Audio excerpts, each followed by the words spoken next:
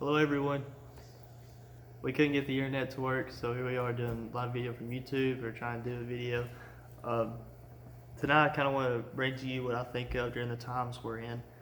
Um, as far as the sickness goes and what I think about, I kind of think about the story of when the disciples and Jesus are at sea and the big storm comes, and I'll kind of read the story from there. It's in Matthew chapter 8, verses 23 through 27.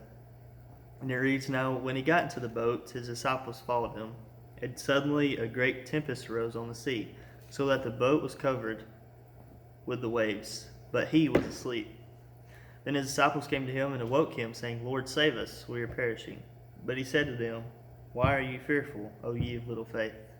Then he arose and rebuked the winds and the sea, and there was a great calm. So the men marveled, saying, 'Who can this be, that even the winds and the sea obey him?'" Now, as we think about the disciples hanging out with Jesus on the boat when this life-threatening storm comes, they're unprepared to face it. They're panicking and they realize they might die. And then there's Jesus over there the entire time, peacefully asleep. Instead of looking at Jesus' reaction to their situation, the disciples allowed their situation to dictate their reactions. After begging Jesus to do something, he calms the storm, but not before saying, "Why are you afraid?"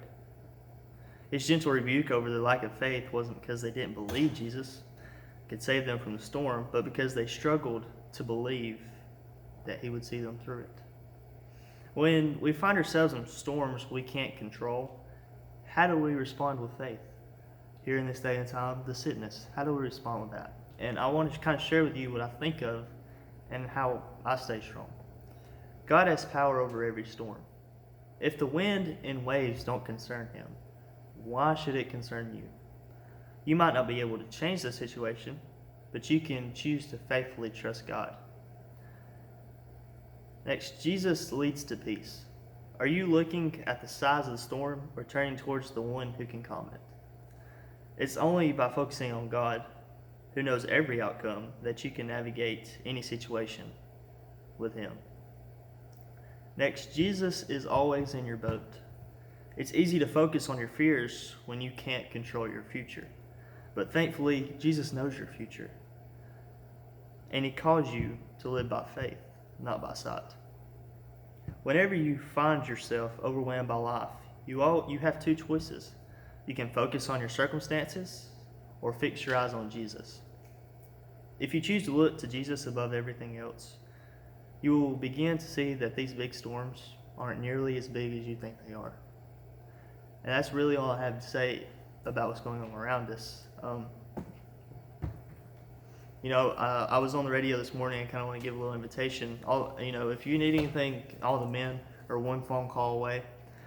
But this morning, or Sunday morning, I heard this from a preacher. He said, Jesus didn't die for you to have a better life. He didn't die for you to have better things than other people as a Christian.